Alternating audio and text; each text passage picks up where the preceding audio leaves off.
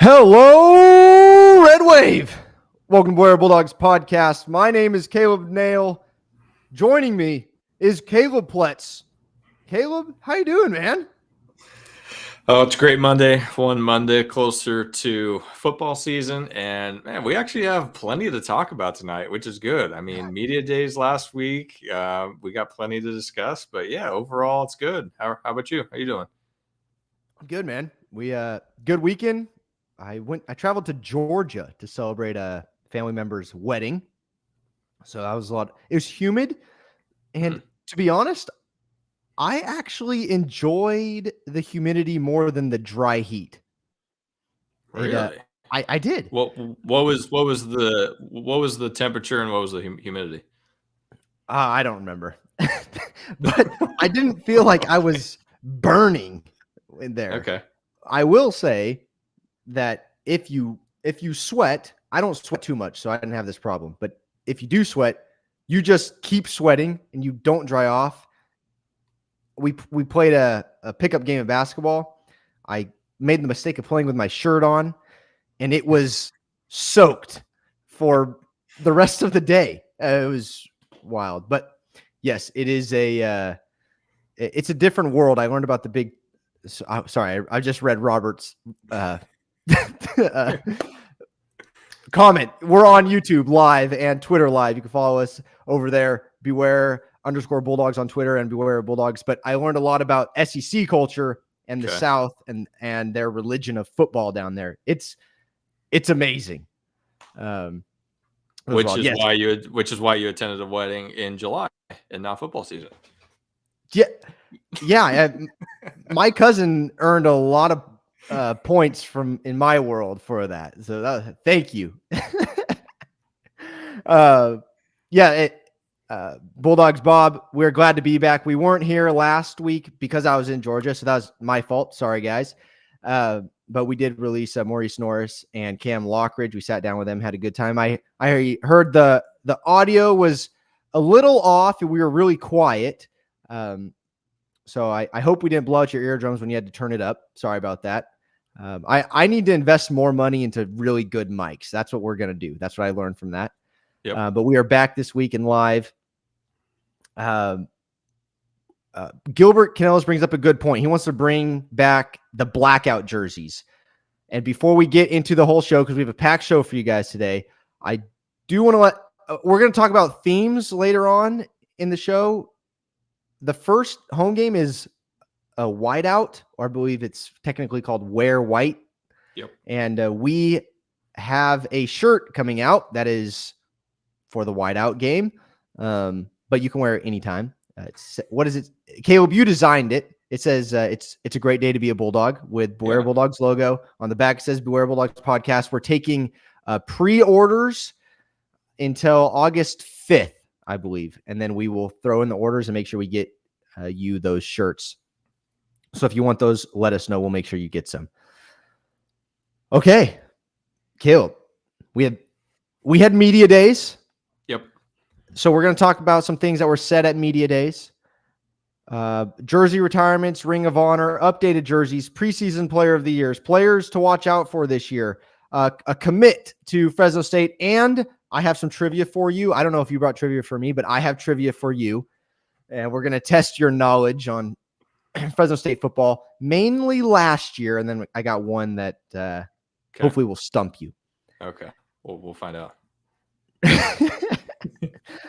All right. First and foremost, I do want to say 3 weeks ago when we were recording and we were both on vacation, figuring stuff out, I stopped at a coffee shop. It's called Field Day Coffee.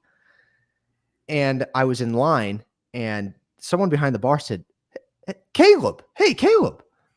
What in the world? And turns out his name is Randy. He's a listener of the show. He listens to every episode, he said. Great guy. Turns out he owns Field Day Coffee in San Luis Obispo, and we met him at the spring preview. Yep. Great guy, great family, huge Bulldog fans. They're not an ad, but I like Randy. I'm wearing his shirt, repping it. Field Day Coffee if you're in Slow. And it's good coffee. Oh, perfect. Even better. I mean,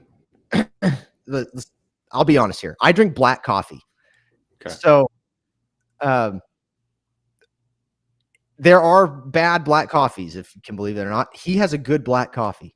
So all right, well, there you go. Yeah, shout out to him. And I mean, making the drive, from San Luis Obispo to Fresno for the spring game. I mean, that shows some commitment right there. So yes, I once you posted the picture, I was like, oh yeah, I remember that guy. So I obviously didn't get into occupations at the time when we met him. So, but yeah, we definitely appreciate the sport, and yeah, we are all over the state of California as Bulldog fans. So really cool to get connected to one another. Mm-hmm. Okay, Caleb, let's talk first about this new deal that's been implemented. Instead of jersey retirements, they are calling it the Ring of Honor. Mm-hmm. And because there's so many great Fresno State Bulldog football players, instead of retiring jersey numbers, because they would all be gone, we are doing something called the Ring of Honor. And they first honored Coach Sweeney and Coach Hill. I actually really like this idea. Give me your thoughts on this Ring of Honor. Yeah, totally. I think it makes a lot of sense. Just like you said, eventually we're going to run out of numbers. And especially like nowadays, wide receivers aren't really wearing numbers in the 80s, or, pretty much everyone, I guess, wants the lower digit numbers, single digit numbers. So yeah, eventually we're going to have a lot of studs that are going to be wearing, 1 through 9. And, it's tough when those jerseys are, technically required, but then you still see them on the field. So, I mean, I've been thinking for the last several years, like, it doesn't feel special, right? Right. That the, jerseys are technically retired, but then, there's still, guys out there wearing it. So I think it makes a ton of sense to, do something a little bit different to, honor the, players that came before, and, be able to, I guess, in quote, retire a number twice. Because if you think about a guy like Ryan Matthews, I mean, I think he put together a career at Fresno State that would definitely justify, a jersey retirement. But I mean, he was wearing the already retired Dale Messer number 21. So, just funny quirks like that, which I think overall this is going to be a good move. I am curious though about how they're actually going to display it in the stadium, because I mean, when you hear Ring of Honor, it sounds like some regal, monument or display, like maybe outside the stadium. So hopefully some of that funding is involved in some of the Elevate, campaign budgeting. So that way there actually is something special that they can do, and it's not just, something that's on the website. Right. Well, I think they should start with Jim Sweeney. That guy deserves a statue, in my opinion, at the stadium. Gilbert says to tell Randy to bring a coffee shop down to Fresno. we'll message him. And Bulldogs Bob, talking about the Ring of Honor, says it's more inclusive than retiring jerseys, which I totally agree with. Just first name that came to mind, Logan Mankins. Yeah. A Ring of Honor includes players, coaches, admin, etc. Bill Woodward would have to be inducted too eventually. Very true. He also asks, did anyone in Georgia say anything good about Fresno State? My relatives actually love Fresno State. They want to play Fresno State. They love the tough, hard-nosed, blue-collar, chip on our shoulder type of football team that we have, and they respect that about us. Outside of my family, though, I didn't hear anything. But that's what my family thinks about Fresno State. There you go. We got a Twitter comment. My dog's cool. Says Ring of Honor sponsored by Jubilee Winery. So maybe you can work that out. We gotta figure that one out. Yeah, great. Anyone that gets into the Ring of Honor, feel free to come by and have a drink on me. There you go. I don't know if we'll see how sales do in the next couple months. I really like the Ring of Honor idea. I think more schools are going to be moving that way. I wouldn't be surprised if they actually have that too. I don't know of any. I'm not too involved in other schools, but I think more institutions should do this. Yeah. And I do think it makes sense long-term too, for like marketing wise, at games during the season. Mm-hmm. I mean, we only have 6 home games, but right this season we're honoring 2 additions, Coach Sweeney and Coach Hill, at halftime during a game. And so I think to have that to look forward to every year, maybe 1 or 2 players will be added to the Ring of Honor.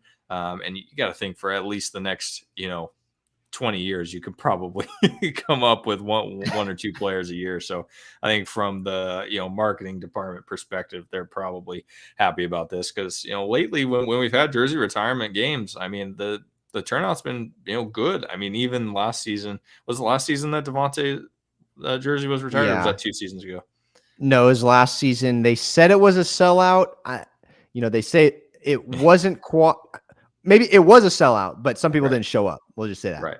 Yeah. But it was still a good turnout. I think that was, it was great. My point is, the stadium was mostly full. I mean, when Derek's jersey was retired, I mean, stadium was mostly full. So I do think that it's a good, I won't call it a gimmick, but a good, marketing item to, include in, the game programming just to get more fans in the stadium. I agree. I'm all about it. Oh no. Bob asks, will Tim DeRuyter get in the Ring of Honor? After all, he was the head coach for 2 conference titles. That is actually a very good point, Bob. I think there would be an uproar if he was included, but that would be really funny.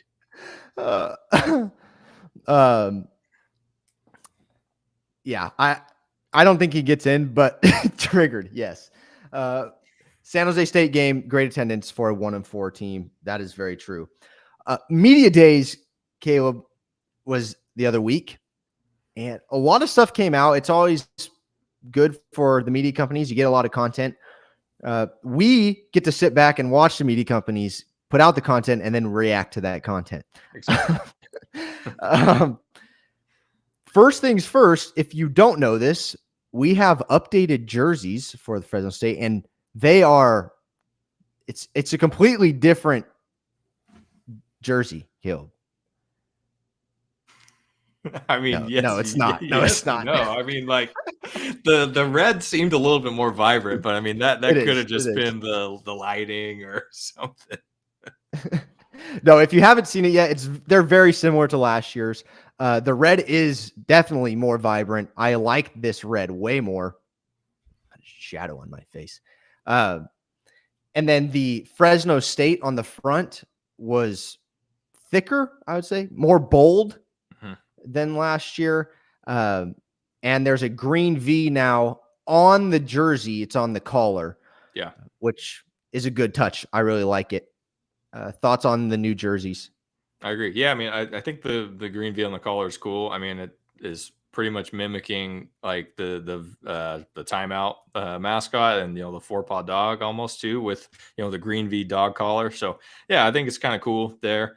And yeah, overall looks good. I mean, they didn't screw it up, which is good. I know we had a comment earlier on YouTube about bringing back the all black uniforms. So I don't know what other jersey or uniform combinations would you like to see just besides our standard red and white and blue, I guess, because we did, have the blue last year. My thoughts on the blue jersey. We never play well in blue. We should get rid of them. That's in my opinion. I think we're undefeated in black. Is that correct? We've probably only worn it once or twice. I think we've worn it 3 times. Oh, okay. Yeah. I think. And it was in one of our better seasons too. I mean, in the 2 conference championships, right? Undefeated in black. Yeah. I'm excited for the jerseys. Well, hopefully they're keeping something under wraps and they bring something new out this year. I will say the all blue did look very cool with the script. It did look very cool. Okay, Bob asked if we saw what Coach Tedford said about coaching for the next 10 years. Yeah, we're going to bring this up in perfect timing. Tedford said he feels great, no problems. He's ready to coach for the next 10 years. I think that's a good thing because he's only done good things for the program. And from the human aspect, I want him to be healthy. So I'm excited for Coach Tedford. I'm excited for him to coach the next 10 years, Lord willing. And the other thing Bob said is that Tedford said he thinks that this defense will be great. I am in total agreement with Coach Tedford. People are sleeping on this defense. I think we could be very conservative offensively this year and do great things. Caleb, what are your thoughts on Tedford saying he's going to coach, or he could coach for another 10 years and his and the defense? Yeah, I think it's definitely good for program stability, and especially for recruiting too, because he is an older coach. The defensive staff is on the older side too, so that could be a concern and maybe a negative recruiting aspect for rival schools. Going after recruits that Fresno State's going after is look, the coach is in his 60s. He's already had to step down once.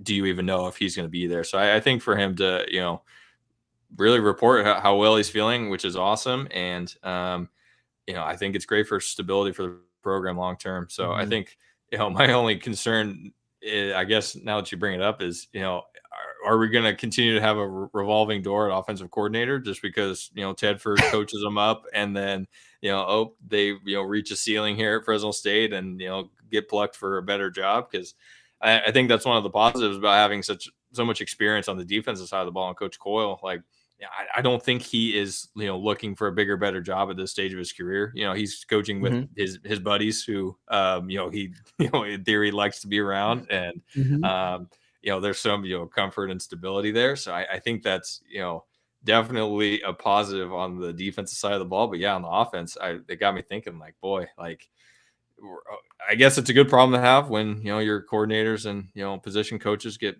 picked up for bigger, better jobs. But yeah, overall, I think as long as Tedford's at the helm, I think the offense is going to be in good hands. And even if we do have, a fresh offensive coordinator like Coach McCann, who's, doesn't have a huge track record, I think overall Tedford at the helm for the next 10 years would be definitely welcomed by Bulldog fans. I think Fresno State slowly becomes the G5 version of Alabama. Wow. What? Well, let me, whoa, slow down with the coaching. Okay. I mean, as much as I'd love to be winning national championships every year, offensive coordinators going in and out. Saban has he knows what's going on. He has his way of doing things. They just come in, run what he's doing, run his show, and they find success. Maybe that's what happens here.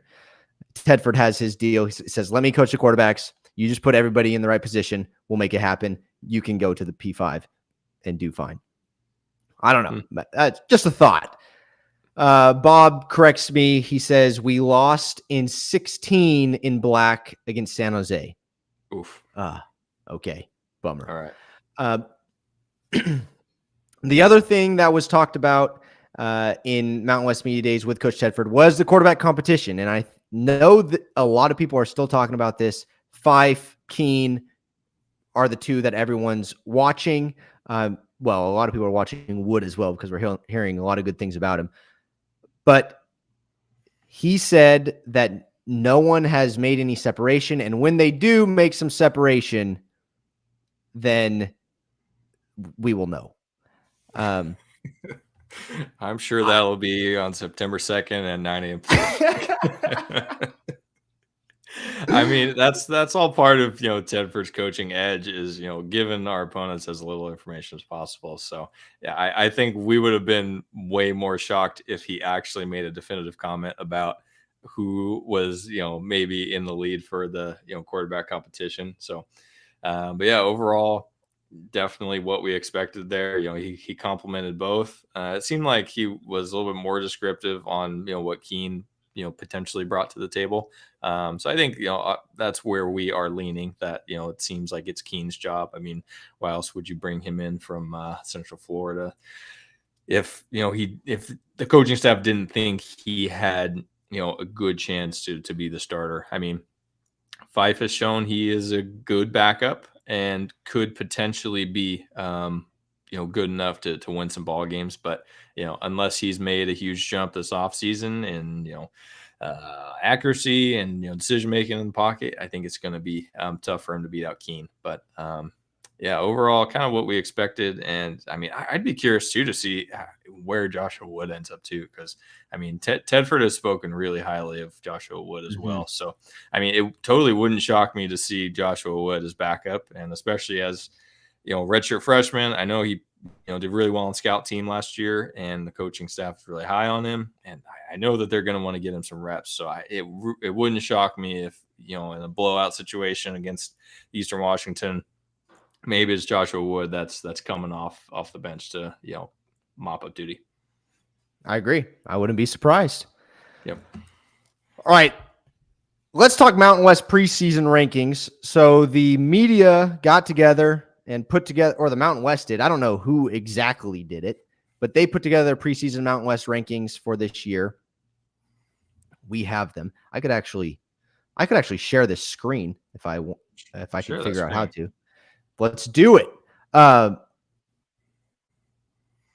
Spoilers. While you do that, I'll just do a couple funny anecdotes that I picked up on media days. I think, is it a bad sign for your team when one of your player representatives you send to media days is a kicker or a punter? I would say that's probably a bad sign for your team. So Nevada and Colorado State, I am not feeling good about those two teams this year. I saw the Nevada kicker, and Colorado State sent their punter. So I guess it's the third phase of the game, and a good punter is like good defense. So I guess so.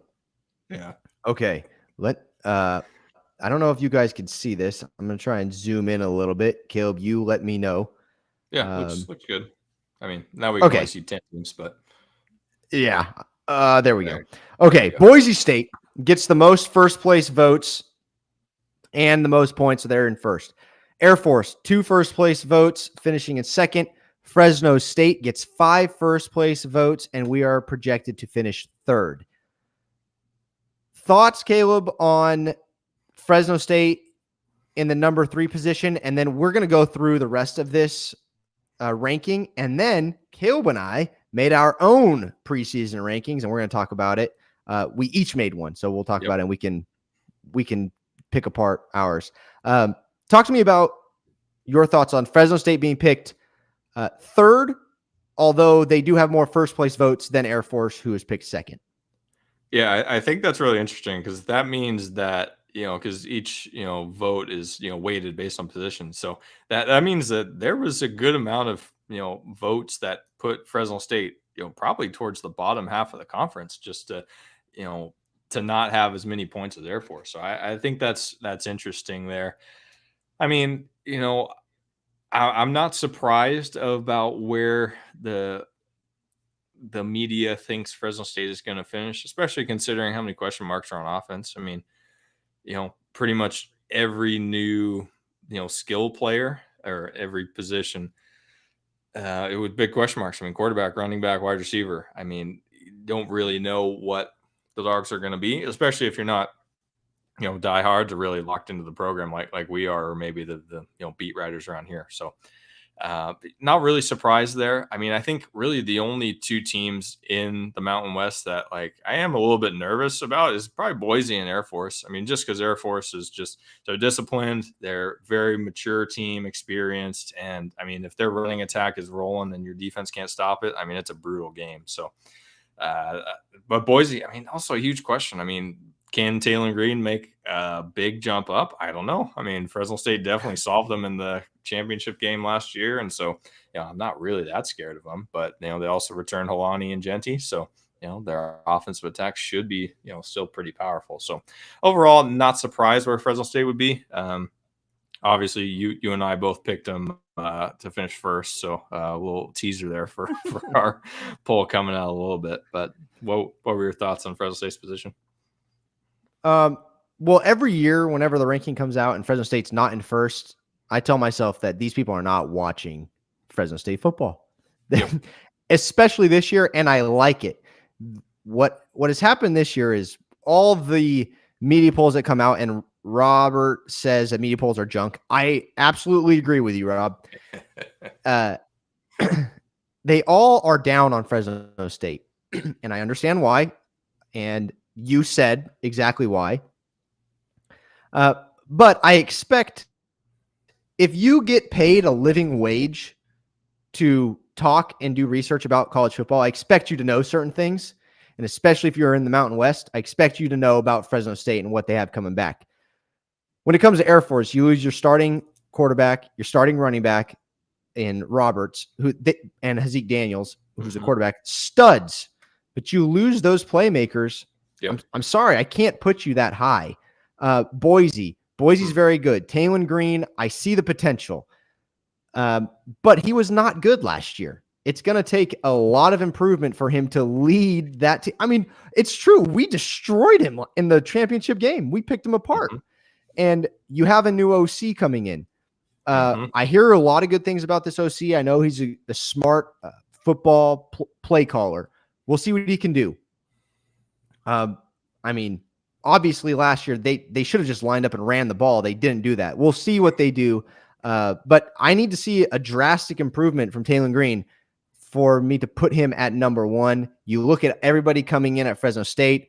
The only change at coaching staff is our OC. Oh, no, there's more. Sorry, I lied. But you have Tedford, Coyle, Baxter, Jethro. Are you kidding me? JD. My goodness.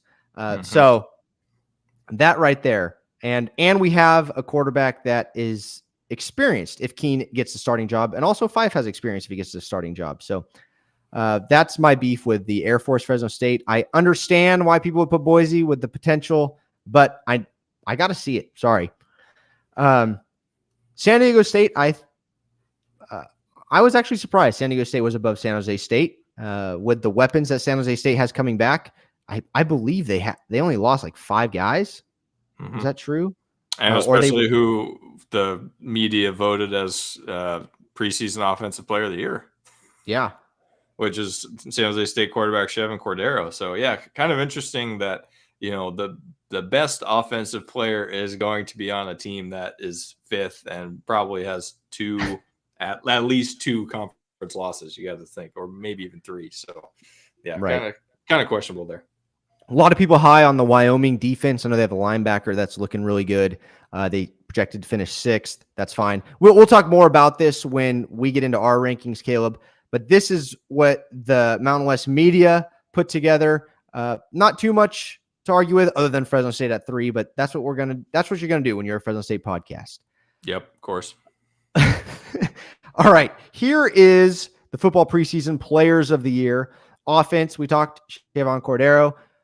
I don't think it's a big surprise there, but with the way people are talking about Taylon Green, maybe there's an argument for him. Sure. Defense, Easton Gibbs. That's the linebacker I was thinking of. That's fine, whatever. I am happy that Fresno State – I want Fresno State players to get recognized, but this is going to fuel their fire. And we have really good defensive players, if you don't know that yet. Very good defensive players. And we're going to run under the radar this year. That's what I've liked about all this media stuff. They've missed. They're not talking about us. We're flying under the radar. Hopefully we sneak up on some people. And then special teams. I mean, I think we would much rather our defense or really just players in general be recognized at the end of the season than at the beginning of the season. Right. Okay, we'll get to here's the full teams. Offense. So when it comes to Fresno State, Mose Vavao is the only Fresno State offensive player to make first team all conference preseason. Preseason doesn't mean anything. A little disappointing though that they don't honor us. That's fine. We're flying under the radar. Defense, Devo Bridges, and I thought we had one more. Nope, that's it. No, just Devo. Which is, to me, is shocking. Yeah. That is shocking. The disrespect here. Unbelievable. But I think it shows that the media tuned in to the LA Bowl because, I mean, that was Devo's best game of the year. I mean, he had 2 sacks and was really a force. And I think he was the game MVP, right? I think he was. It I was believe either him or so. Mims. So Oh no, it was Mims. I believe he got defensive okay. MVP. So yeah, I mean, I think it shows that they watched the LA Bowl, which is good. But yeah, definitely surprising to see him there, and not seeing Lavelle or Carlton Johnson or Cam Lockridge, proven Or Maurice. or Maurice, proven experienced guys on the team that have been solid contributors for multiple seasons. So yeah, interesting, but I'm sure it's going to be a motivation. I think I heard Lavelle mention it in one of the interviews that he did, that he definitely taking it as a chip on his shoulder. So yeah, definitely not the worst thing to happen. No. Okay, Caleb, you ready to share our polls? Let's do it. And we can really get into this right here. It's on an Excel sheet, so I could do. I'm going to pull it up here and share the screen. It might not be the best. Reminder, if you're listening to it on Tuesday, we go live on YouTube and Twitter. All right. Here we go. Boom. I got to zoom in. But Caleb, would you like to start with yours? Oh, my Lord. All right. So obviously, starting off, my number one, or I guess position finish first for Mountain West Conference, got to be Fresno State. And it's interesting this year because now the conference game, like we've talked about before, but the conference championship game is determined by top two finishers in the conference. So no more Mountain and West, which is kind of interesting because it seems like the Mountain.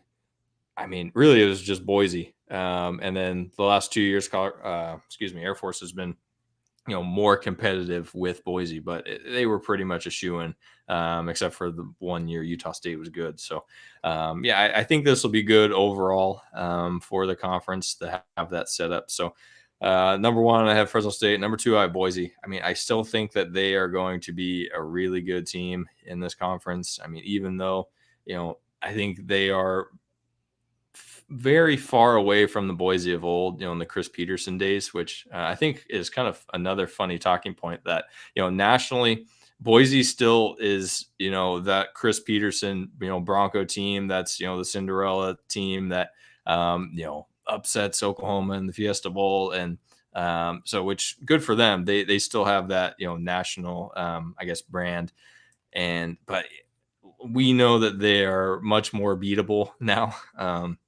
So, but I still think that they're the second best team here. Air Force, I have third because I am still a little bit worried about Air Force. I mean, I still have some, bad nightmares about just the Fresno State defense not being able to slow down Air Force and just getting steamrolled, and Air Force having 8-minute drives, just sucking the clock and, winning a low scoring game and just nightmares. So I will still respect Air Force. And I do think that they're going to be, towards the top of the conference. I do have San Jose State fourth. I guess mainly just respecting, like you said, the offense that they have coming back. I mean, Cordero is a good player. Fresno State, really solved him last year at home. So Fresno State goes on the road at San Jose State this year. So I think that's going to be a tough matchup. But I think fourth, they're probably going to trip up somewhere. So I think they're going to have a couple losses there. San Diego State fifth.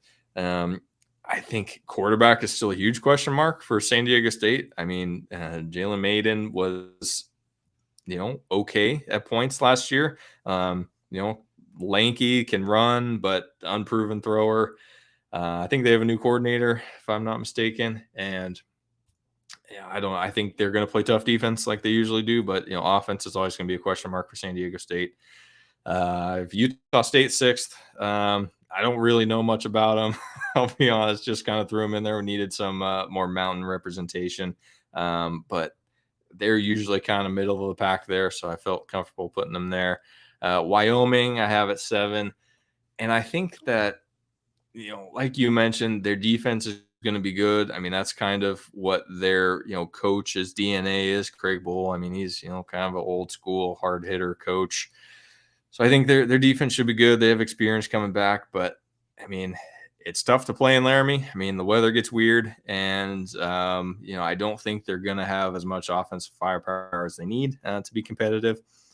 Let's see, 8. I have Colorado State, which I think is a big jump up for Colorado State. I mean, they were not a good team last year. I mean, they're still kind of rebuilding after Jay Norvell took over that program. So, I saw in some publications their quarterback was ranked kind of up there in terms of Mountain West ranking, Clay Millen. So I don't know much about him, but he's getting some their respect wide receiver there. Is a all preseason All-American. I mean, he's projected to be up there. Horton, yeah, who's from Fresno. Yeah. So yeah, he followed the coach from Nevada. So yeah, he's a very good player.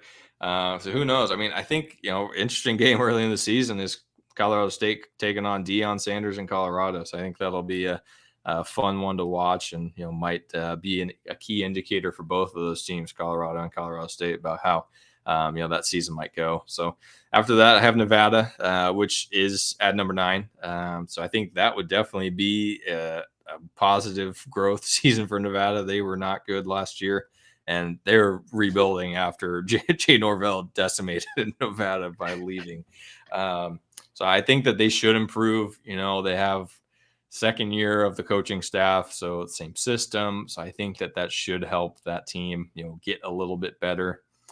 10, I have UNLV. I really wanted to put them last just because I really did not understand why they fired the head coach. I mean, they were trending in the right direction, and they almost made a bowl. I think they were 5-7 last season, and they canned him. And it seemed like he was, putting, building seasons together. And so supposedly their coach coming in, I think he coached at Missouri, I think. So, they have some, experience coming in, but, new system, a lot of new players. I don't know. I think it's going to be back down to the cellar for UNLV. Hawaii at number 11. I mean, God bless them. They're gonna try, and I don't think Timmy Chang is gonna have them competitive yet. I mean, it's tough to recruit out there, but it seems like they're rebuilding the culture that was kind of lost under Todd Graham. So, but I still expect it to be a tough season for Hawaii. And then, in the cellar, we have New Mexico. Their defensive coordinator, Rocky Long, who was there a long time, he left. He took a better job at Syracuse, which has got to be a bad sign when, like, one of your legends just leaves for a job on the East Coast. So that's not good for New Mexico. I mean, they played like 5 different quarterbacks last year. I think it's going to be a tough season, tough place to recruit to. Also weird weather in Albuquerque, so that all just combines to a lot of losses for the Lobos. And we heard what Maurice Norris and Cam Lockridge thought about Albuquerque. They did not like it. Exactly. I appreciate you running through all of that, man. I learned a lot. Where I disagree, or where we have differences, because I technically I don't disagree with anything you said, but I have San Jose State at 2. Okay. They did lose a lot on defense. That probably is going to hurt them, especially against a Boise State that is going to run the ball all over them. But we'll see. I like offense. There you go. That's all I can say. Offense. That's why San Jose State is 2, Boise State 3, Air Force 4. I can't trust a team that. I mean, they have a good defense, apparently. I don't know too much about it, but you lose your quarterback and your running back. I don't know if you can replace Zeke Daniels. It's hard to get a quarterback that could run that system that well. Mm-hmm. San Diego State at 5. I think if Jalen Maiden reminds me of Taylon Green, and if both of those guys improve, they can be very deadly. I don't think San Diego State runs the right system for Maiden to be successful in. That's why he's had trouble. If they figure it out on offense and figure out how to use Maiden, he could be a problem. UNLV, I didn't want to put them this high, but I obviously I did. But at the same time, I feel as though Colorado State and Wyoming have been overhyped this whole offseason. But I like Doug Brumfield. Really? I think he's I think he can be a problem if he wants to be and if he improves.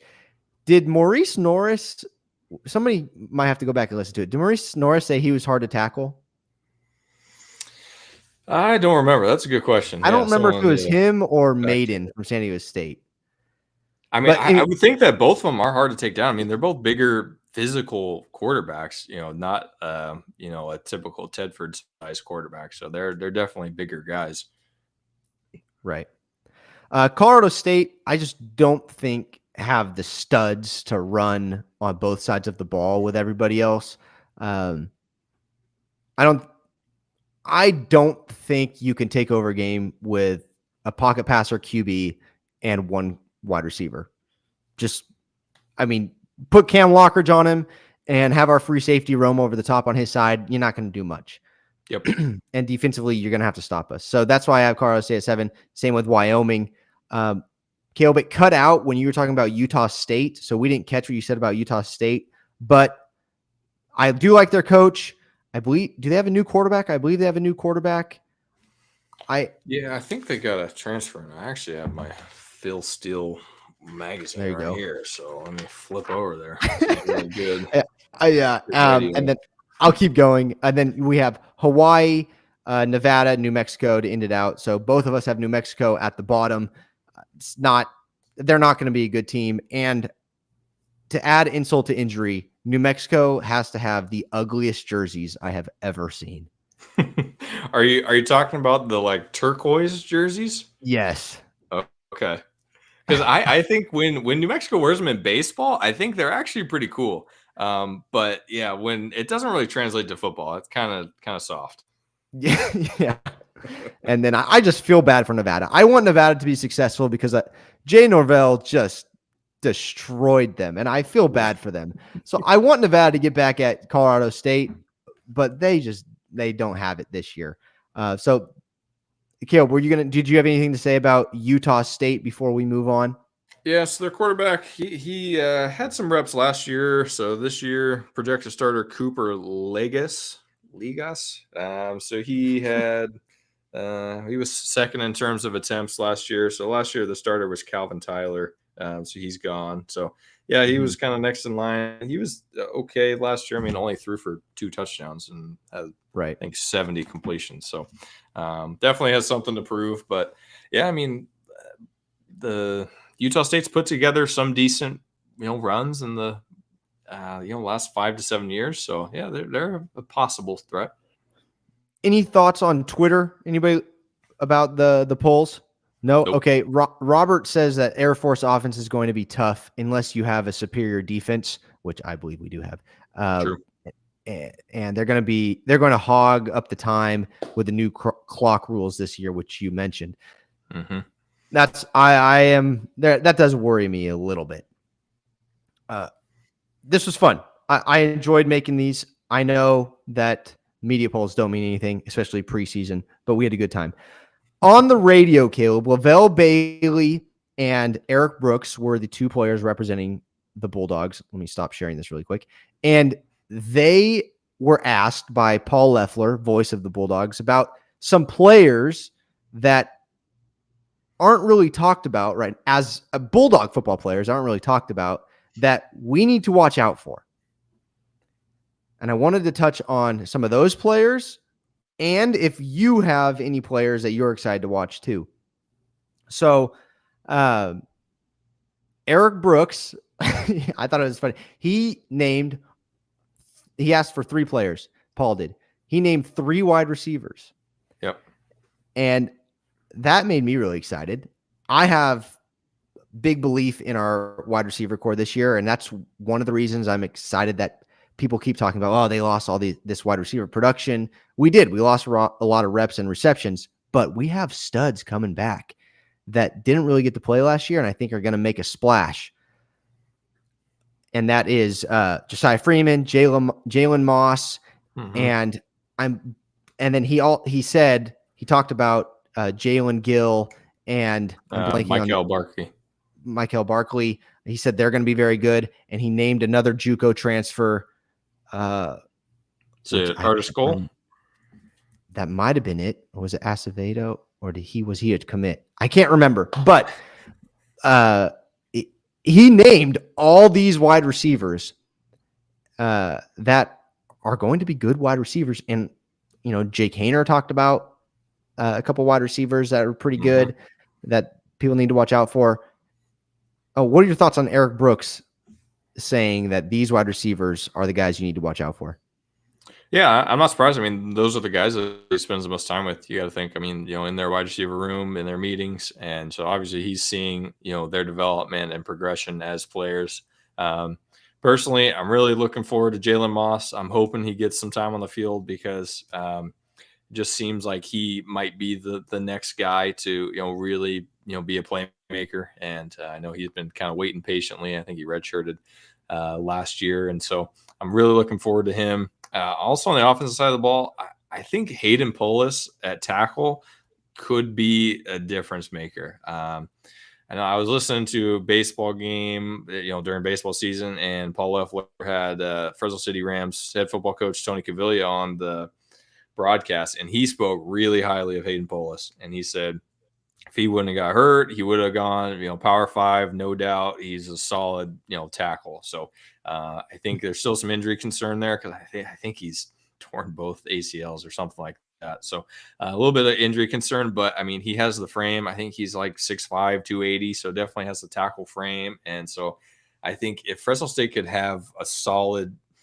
left tackle, I think that would be huge for just the offensive production in general. So those are two guys that I'm really hoping, are able to, be big time contributors for the season, at least on offense. Mm-hmm. I agree. I'm really excited about him coming on. And I don't know if this counts as a player to watch out for, but based off of Twitter and media, no one's talking and saying this name, and that is Trey Watson, former guest of the show. Yep.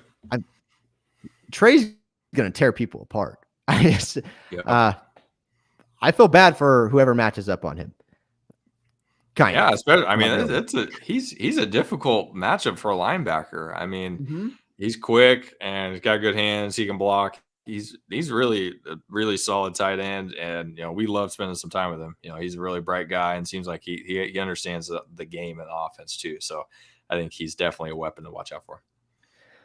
Defensively, Lavelle Bailey, he named one of the names he said was Azilian Hamilton, and we were I don't know if they said it on air, but Maurice and Cam also said that name when we spoke with them. So I'm really excited to see Azilian play wherever he plays. He's in the DB room.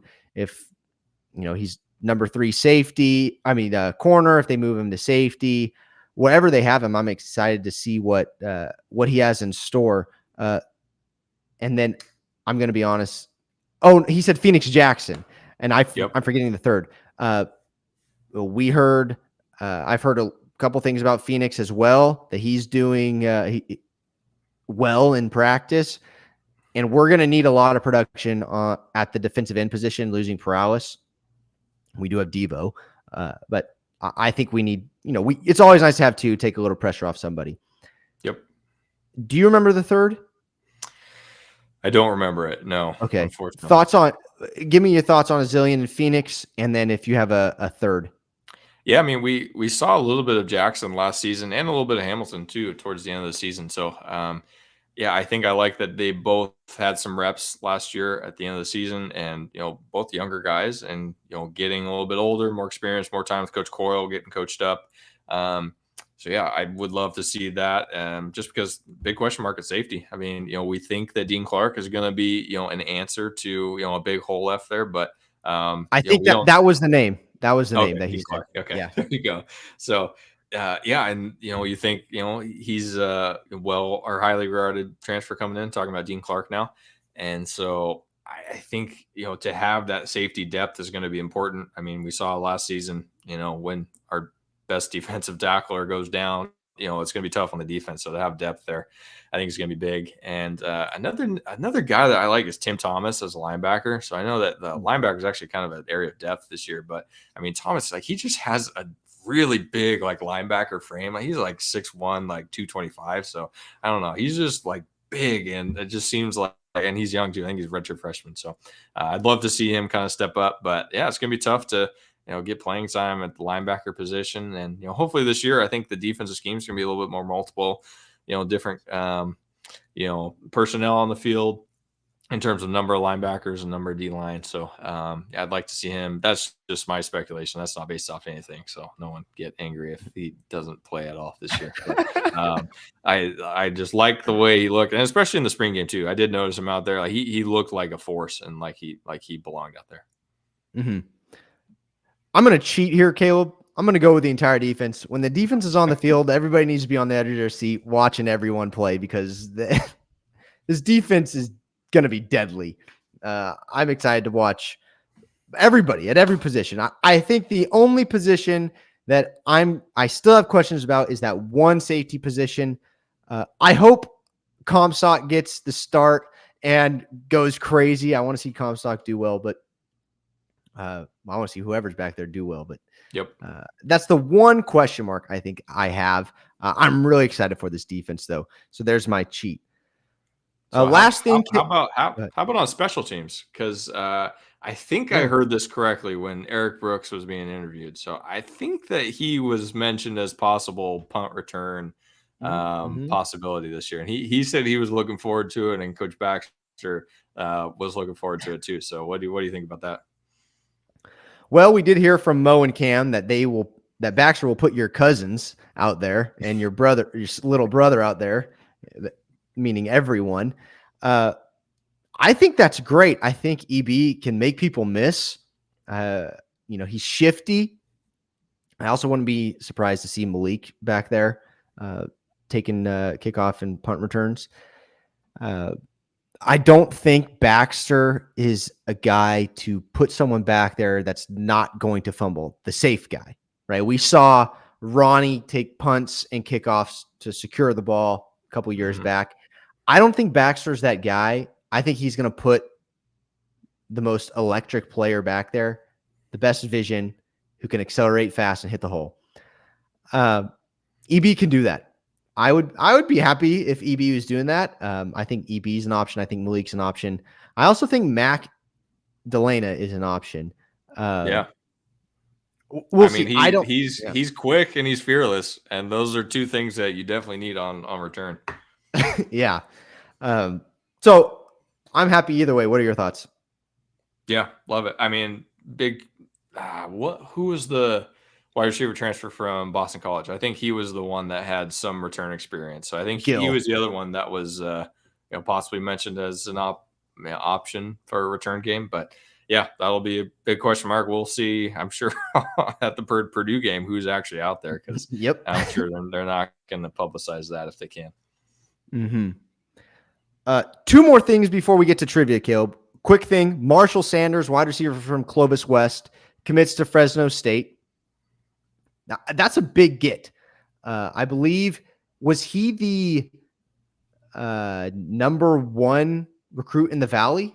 Yeah, he's number one local recruit for 24 class, and stud wide receiver from what we've seen, and big pickup. I mean, he had interest from Washington State, I think Oregon State too. So those are two very competitive schools in the Pac-12 that is huge that the Dogs are able to win over. I mean, I think having Pat McCann as offensive coordinator now definitely helped. I mean, I'm sure he's had a relationship with Sanders now for a year or two, and now that he's at the helm of the offense, I think that had a lot to do with it. And I think it helps too. I think there's two other players on the Clovis West team that are committed to play for Fresno State. I think they're both on defense. So,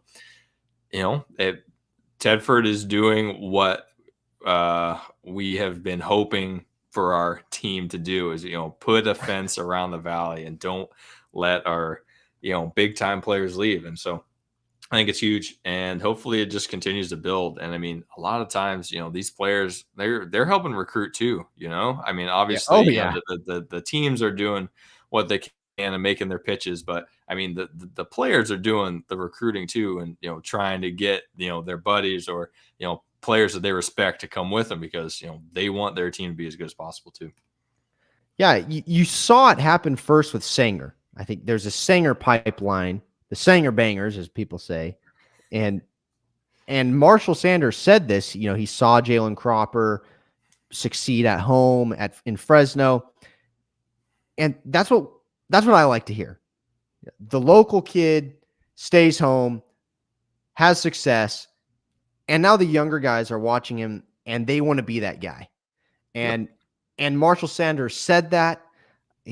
Jalen inspired him. That's a good kid. And now, all it took was we had one pipeline from Sanger, and now all the kids want to come play at Fresno State. And I love what the coaching staff is doing. I'm happy that the kids are excited to stay home and be successful at home. And so I think it's a lot of fun. Last thing, Caleb, themes. Yep. Before we get to trivia, game themes. So, like I said when we first started, the first game versus Eastern Washington on the 9th is Heroes Night, Jim Sweeney, Ring of Honor ceremony, and Wear White. You can get your white shirt at bewareofbulldogs.com. Get in your pre-order. It closes on August 5th. Caleb, Heroes Night, Jim Sweeney, Ring of Honor ceremony, Wear White. I'm just going to keep going, and then you pick out, and we could talk about it later. Kent State is Boots and Buckles Night. I'm not sure if this is true. I heard they're giving out cowboy hats to the first students that show up there. Yeah, I do see that. It's on Go Bulldogs. They're giving away 4,000 hats to students. Oh, perfect. I need one. I'm not a student. So if any students are listening, I actually work on the farm and need to protect my very white, pale ears and nose. So if you get one, let me know. Against Nevada, we have Bulldog Fiesta. UNLV. That should be fun. I think what would be the most fun if they allowed hard liquor and we had tequila in former Bulldog Stadium. That would be great. UNLV is homecoming and Pat Hill Ring of Honor ceremony. Boise is the Green V Fest and Spirit Fest. I'm assuming that is homecoming. Is that what they mean by that? Homecoming is week before UNLV. So. Oh, I just read that. Yeah. Yep. And then New Mexico, Kids Day, Senior Day, and Future Farmers Day. I will definitely be attending Future Farmers Day to, network and meet people my age in the farming community because I don't know anyone. So, thoughts on the themes? Whiteout's a little surprising. We are the Red Wave, so initial thought was I don't love it, but I do think beginning of the season, you're going to wear a t-shirt. White, I guess, is a little bit cooler than red, maybe. And against an FCS opponent, I think it's probably not going to make much of a difference. I mean, the last whiteout I can remember was I still have the t-shirt that they gave away. I think it was 2013 against Wisconsin when Kevin Gessling just had a nightmare of a game. I think he missed 4 kicks. And we ended up losing that game. We should have won. I don't know if it was a whiteout, but I know we were all white against Rutgers. Was that after Wisconsin? Maybe, but yeah, I just have that Wisconsin game burned in my memory that we should have won that game at home. But I think it can be cool if there's participation. And so I think the better way to get participation is to give out the free shirts, which they're not doing. So you got to buy your Beware of Bulldog shirt. I was gonna say we're not giving out free shirts either, Caleb. No way. But we are making them available. We're saying that. So yeah, I think that'll be interesting. I mean, I would love to see a full red out game. I mean, we are the Red Wave, but people are always going to wear different colors and whatnot. So overall that's fine. I do think that giving away the cowboy hats is cool. I mean, I think that student giveaways, like we've mentioned before, especially with basketball, I think student giveaways are important. Because the student section just kind of drives the energy of the stadium, and when the student section's rocking, I think that can transfer to some of the other sections too. So I think that's fun. I mean, everything else is pretty straightforward. I mean, nothing really crazy. Just some good marketing stuff that they'll be able to do some stuff at halftime. So overall, it's fine. And yeah, definitely buy your shirts at bewarebulldogs.com. Bobby Hernandez is excited about Whiteout Heroes Night, and he's saying they need to bring in the taco truck throwdown for Fiesta night. Idea. Yeah. I'm hoping. I'm sure there's got to be some, right? There has to be. Heroes Night, Eastern Washington. It's always great to honor the vets. Excited about that. Yeah, and I had this same first thought as you, Caleb. Why? And it was, I believe, was it first make news with Tedford at Media Days? I'm not too sure about that, but I just remember seeing it on Twitter. Okay, I heard it. I found out about it from Tedford at Media Days first. And I thought to myself, he's talked about because it's going to be too hot. We want to wear white, do everything we can to be cool. I love the red wave. Fresno State in my world is red. And that's it. So that's fine. I can get over it. I can get over it. And if it means being cooler, I can get behind that. So we're wearing white on the 9th. And you can wear your Beware Bulldogs shirt too. Grab it, bewarebulldogs.com. Okay, Caleb, you ready for some trivia? Hit me. Oh, okay. Real quick. Bobby says, how about Green V Night? I believe it's kind of the Green V Fest, Boise. That is a good time to do it. And they're also including the Spirit Fest. Throw the biggest one against Boise. Give away 10,000. The first 10,000 students get something. They got to pack it for Boise. Okay. Trivia, Caleb. Are you ready? Yeah, let's do it. We want to make this what do I say? A repeating segment. Recurring segment. Yeah. Yes, recurring segment on Beware of Bulldogs. So I'm gonna get Caleb this time. This is last year's some of last year's and one all time. How many touchdowns did Jake Haener throw last year? You cannot peek in the comments. Okay, that's a good question. Well, he played 9 games and probably averaged 3 touchdowns per game. I'm going to add 1, let's say 28 touchdowns. Okay. He threw 20 touchdowns. Really? That's it? Oh, wow. Okay. Yeah. Now he only threw 3 interceptions. So it's 20-3, which is very good. Yeah. Okay. You're on the right track. A little high, but it's pretty good. All right. Give me the top 2 in rushing touchdowns last year. Okay. Well, one would be Jordan Mims. And how many? Give me a guess on how many. I think he was double digits. So I'm going to say, yes. I'll say 12. He had 18. No way. Wow. Good season for Mims. Okay. Yeah. He was our leader in rushing touchdowns. Now give me the guy in second. Okay. Is it Nico? No. Okay. Jake? Nope. Okay. One more guess, and then I'm going to tell you. I guess Sherrod? It is not Sherrod. It is Logan Fife. Really? How many rushing touchdowns did he have? 3. Okay. Huh. Yeah. So, yeah, he was the only one with 3. Everybody else had about 1 or 2. Okay. I heard this, and I'm not going to say from who, but I heard from someone. They were talking about how Logan Fife is not a runner. I'm going to back Logan Fife here. The dude can move. He can run.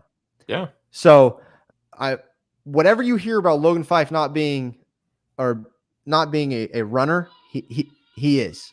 Yeah. He is. So our top 2 in rushing touchdowns last year were Jordan Mims with 18 and Logan Fife with 3. How about that? So we have a lot to replace when it comes to goal line. Yep. Give me the top 2 in receiving touchdowns last year. That's tough. Cropper 1? Cropper was number 2. Okay, Cropper's 2. Is Nico number 1? Nico is number 1. Nico had 6. and Cropper had 5. Interesting. Okay. It was too easy. That one was too easy. Yeah. All right. Now we're going to stretch the mind of Caleb Pletz. Okay. Top 5 point scorers all time. Okay. I know there's a couple kickers here. So I think that, right? Are there a couple kickers on the list? Sure. Okay. I think is Asparuhov. Is he on there? He is number 3. Okay. Vicentainer? Nope. Okay. Gessling? He's number 1. Kevin Gessling. Okay. Mm-hmm. I mean, who else? I mean, does quarterback touchdowns count? No, Like not throwing. Okay. Yeah, because that would be Derek easy. Ron Rivers? Not Ron. Oh, Ronnie. Oh, okay. Ronnie is number 2. Okay. So I've got In 1, front 2, of and 3. You need 4 and 5. Gosh, probably. Then who is like the running back who was here for a long time that just ran like crazy? They just handed him the ball. No, they handed him the ball. He was tiny. He's a guest on the show. Oh, Robbie. Yeah. Yes. Robbie Rouse was number 5. Okay. And then number 4, I did not know this, and it surprised me. Okay. Who is it? Recent guy. Recent. I don't know. I'm stumped. Jordan Mims. No kidding. Oh, that's cool. Yeah. It makes sense because he's around a while, a couple years. Yeah. 4 or 5 years of football and had 18 touchdowns last season. So makes sense. So 1 through 5, Kevin Gessling, number 1. Ronnie Rivers, number 2. This is all-time point scorers. Asin Asparuhov, who was the kicker during the David Carr era. Jordan Mims, 4. Robbie Rouse, 5. Those are your top 5 all-time point scorers. I think I saw Devontae Adams and Ryan Matthews up on this list. Can you imagine if they stuck around for another year? I understand why they left. They're amazing, but they would have just destroyed records. Devontae played 2 full seasons. I mean, Ryan Matthews played 3 seasons, but he was banged up. I mean, he probably missed at least 6 to 8 games. So, yeah, if he was actually healthy for a full 3 seasons, then, yeah, definitely the stat book would look a little different. Well, guys, I thank you for listening this long. 1 hour and 7 minutes, Caleb. That's, I think, our longest one yet. Yeah. So if you stuck around this long, you might as well hit the subscribe button on YouTube and then follow us on Spotify. And if you're on iTunes, if you enjoyed it, leave a 5-star rating and we'll read it. I'll check those out tomorrow. And then follow us on Twitter, Beware_Bulldogs, Instagram, Beware Bulldogs Podcast. Rob says he's here. Thanks, Rob. And if you need a whiteout shirt, I don't think we've said this enough, Caleb. BewareBulldogs.com. Head to the shop. Click on the T-shirt, and then if you want free shipping, we're going to bring the T-shirts to Givoli Winery, and we'll make sure you get free shipping.